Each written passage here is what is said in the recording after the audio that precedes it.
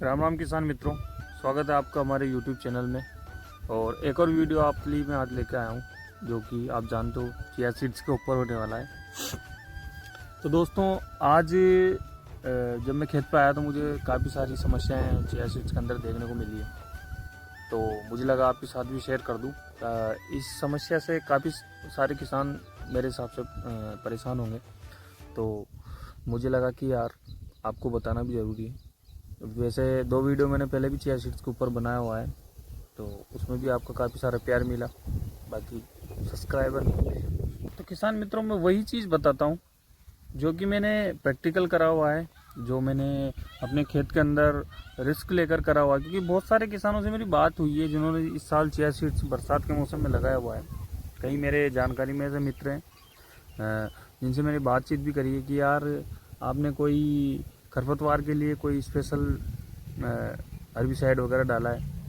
तो उन लोगों को अभी तक जानकारी नहीं है कि यार हर्बिसाइड भी इसमें यूज किया जाता है। वो तो सिर्फ अपना हाथ का निंदाई गुड़ाई के ऊपर ही लोग बाग इसको कर रहे हैं, और ऐसा नहीं है कि छोटी मात्रा में कर रहे हैं। वो किसी एक किसान तो ऐसा मेरी जानकारी में जिसने 20 बीघा का अपने चिया सीड्स लगाया हुआ है, उनसे मेरी बात हुई तो उन्होंने कहा यार ये तो सिर्फ हाथ से निंदाई गुड़ाई आप करवा सकते हो, बाकी कोई हर्बिसाइड यूज नहीं कर सकते।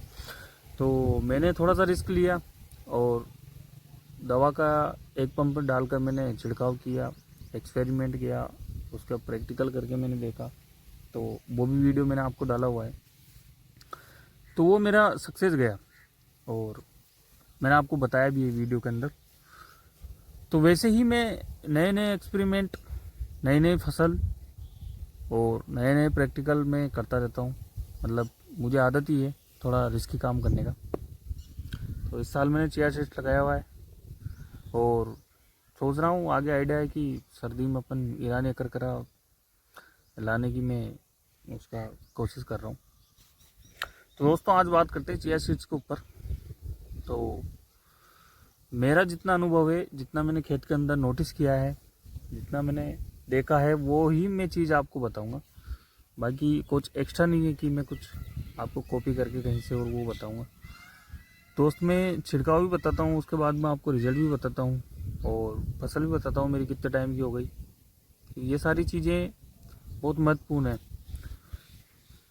तो फ्रेंड्स, आज मैं बात करने वाला हूँ इल्लियों के लिए, जिसकी फसल में चिया सीड्स के अंदर जिसके इल्लियाँ कीट लगे हुए हैं। तो कीटनाशक की अपन बात करने वाले हैं। दूसरी बात करने वाले हैं अपन पीलापन की, कि फसल में पीलापन देखने को कैसे मिल रहा है।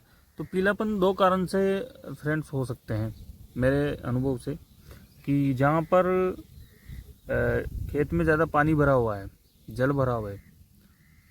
तो दूसरी चीज़ है फंगस। कई बार कीट लग जाते हैं तो वो पौधे को जहाँ से काटते हैं, जहाँ पौधे के अंदर घाव कर देते हैं, उसी घाव से अपना फंगस लगना स्टार्ट हो जाता है। तो 2 कारण से पौधा आपको पीला दिख सकता है।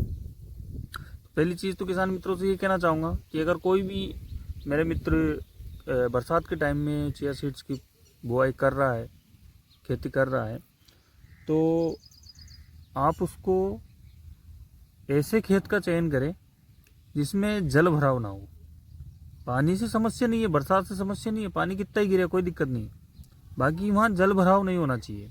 मतलब खेत ऐसा ढलान होना चाहिए, ढलान वाला खेत होना चाहिए। फिर एक ऐसा खेत कहूँगा कि बारिश कितनी भी आ जाए पानी बह के बाहर निकल जाए, बस जल भराव नहीं होना चाहिए।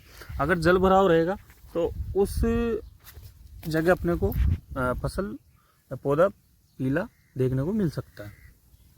दूसरी बात मैंने आपको बता दी कि फंगस के कारण पीला हो सकता है। तो इसके लिए आप जब भी 15 से 20 दिन की फसल या 1 महीने की फसल हो जाए, 1 महीना काफ़ी टाइम हो जाता है दोस्तों, क्योंकि ये चीज़ मुझे 15 से 20 दिन का जब पौधा हुआ था, फसल हुई थी, उसी टाइम मुझे देखने को मिल गया था। तो उस टाइम पे मैंने एक बार तो मैं कर चुका हूँ, बाकी सेकंड बार मुझे जो कीट देखने को मिल रहा है। अभी तो जो फसल है मेरे खेत के अंदर, वो तो कई जगह जो पीली पड़ी हुई है वो जल भराव के कारण पड़ी हुई है, बाकी उसमें फंगस नहीं है। अभी तो सिर्फ मुझे कीट इल्लियाँ दिख रही है। दूसरी चीज़ जो मैंने नोटिस करी है किसान मित्रों, आप बुआई किसी भी तरीके से करो, सीडल विधि से करो या फिर आप छिड़काव विधि से करो, उसमें कोई दिक्कत नहीं है। दिक्कत ये है कि आप जो बीज डाल रहे हो तो थोड़ा कम मात्रा में डालिए, मतलब कि पौधे से पौधे की दूरी होना इसमें ज़रूरी है। ये चीज़ मैंने अपने खेत के अंदर नोटिस करी है। कई बार कई जगह मेरे साथ भी हुआ है, मतलब मेरे पास 2 बीघा का लगा हुआ है, तो उसमें ये है कि कई जगह गलती से जो ज़्यादा बीज का छिड़काव हो गया, उस जगह पौधा इतना ग्रोथ तो वो कर रहा है, मतलब लंबा जा रहा है, बाकी वो इतना फुटेन नहीं करेगा, वो फैलेगा नहीं वो पौधा। तो मुझे लग रहा है कि उसमें इतना अपना पैदावार नहीं बैठेगा। जो कई जगह पे मेरे पास पौधे से पौधे की दूरी है, दूर दूर जो पौधे हैं वो पौधे उनका ग्रोथ भी अच्छा हो रहा है और वो फुटेन भी ले रहे हैं। तो अभी क्या दोस्तों, 1 महीने और 10 दिन करीबन फसल हो गई, तो मुझे देखने को मिल रहा है कि पौधा फुटेन ले रहा है और वो बहुत अच्छा पौधा होने वाला है, तो और अच्छी पैदावार देने वाला है। तो दोस्तों, जब भी आपकी फसल 1 महीने करीबन की हो जाए और आप उसमें यूरिया का छिड़काव करोगे, तो उस टाइम पे क्या करना है आपको कि 300 से 400 ग्राम थायोफेनेट मेथाइल लीजिए 1 बीघे के अंदर। एकड़ में आप 800-900 ग्राम तक ले सकते हो, बाकी बीघे के ऊपर अपन बात करें तो 300 से 400 ग्राम आप थायोफेनेट मेथाइल लीजिए, जो मैंने आपको नीचे फोटो में दिया हुआ है। किसी भी कंपनी का हो सकता है, ये कोई विशेष नहीं है।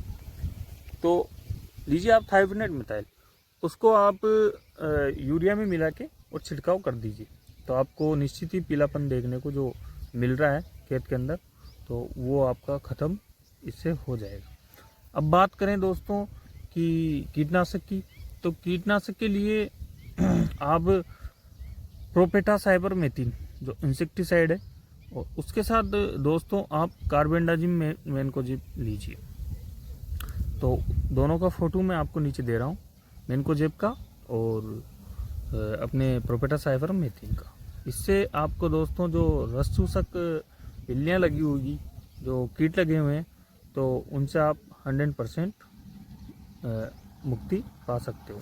इन चीज़ों का आप छिड़काव कर दीजिए।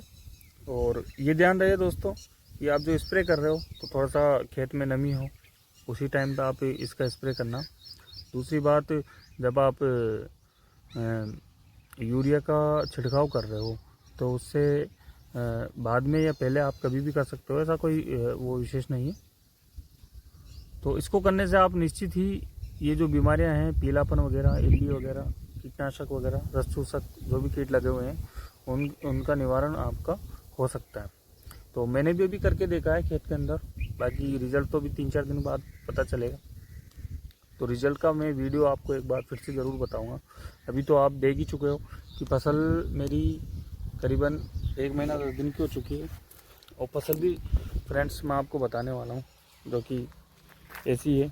कई जगह पीलापन भी है, कई जगह जो पत्ते ख़राब हो रखे हैं वो भी मैं आपको बताऊंगा। ये देखो दोस्तों, ये जैसे ये वाला पत्ता कैसे मुरझाया हुआ है, ये ख़त्म हो चुका है, मतलब पत्ता, इसमें इल्लियाँ लगी हुई है, ये देखो दोस्तों। और ये वाला देखो, तो इसमें सब में क्या इल्लियाँ लगी हुई है, इसमें इल्ली नहीं है। तो ये पौधा एकदम खिला हुआ है। कई जगह जो पौधे हैं अपने, थोड़ा सा पीलापन उनको देखने को मिल रहा है, जैसे ये वाला देखो दोस्तों, इसमें थोड़ा सा आपको पीलापन देखने को मिल रहा है, ये वाले पीलापन देखने को मिल रहा है। ये मेरा पूरा खेत है, तो वो जो टापू है, वो जो जहाँ दिख रहा है वो पीलापन है, ये जो दिख रहा है ये यहाँ भी पीलापन है। बाकी इस साइड मैंने थोड़ा सा क्या निंदाई गुड़ाई करवा दी थी, तो इस यहाँ पे क्या थोड़ा सा ज़्यादा बीज का छिड़काव हो गया था, तो पौधे बहुत ज़्यादा हो गए थे, तो मैंने इसमें थोड़ा पौधे से पौधे दूरी करवाई है। तो इसमें आप देख सकते हो जो पौधे से पौधे की दूरी है, वो पौधा किस तरह ग्रोथ कर रहा है दोस्तों। ये देखो, इसमें से ये एक और टहली फूटी हुई है, और ये देखो दोस्तों कितना ग्रोथ पे, ये एक और टहली इसमें से, इसके अंदर से ये फूटन ले रहा है दोस्तों। बाकी जहाँ पर पौधे से, मतलब जहाँ पे सघन पौधे हैं, जहाँ ज़्यादा पौधे को दूरी ना मिल पाई है, वहाँ पे दोस्तों देखो पौधा तो इतना बड़ा हो गया, बाकी ये कहीं से कहीं तक इसमें फूटन आपको नहीं मिलेगी। तो ये विशेष आप ध्यान रखना। अगर दोस्तों आपको कोई भी नई समस्या आपके खेत में दिखती है तो आप मेरे साथ ज़रूर शेयर कीजिए मेरे कमेंट बॉक्स में, क्योंकि मैं सब कमेंट्स लगभग पढ़ता हूँ। तो आप कमेंट बॉक्स में ज़रूर मुझे बताइए और चैनल को लाइक और सब्सक्राइब ज़रूर कीजिए दोस्तों, क्योंकि बहुत मेहनत लगती है ये सब करने में और ऐसे आपका प्यार मिलता रहे। तो यहीं मैं वीडियो का अंत करता हूँ और फिर नया कोई वीडियो आपको लेकर आऊँगा 1-2 दिन के अंदर। जो भी मुझे समस्या मिलेगी या फिर मैं जो मैंने आज छिड़काव किया तो उसका कोई रिजल्ट आएगा तो मैं आपको ज़रूर शेयर करूँगा। Thank you, bye bye.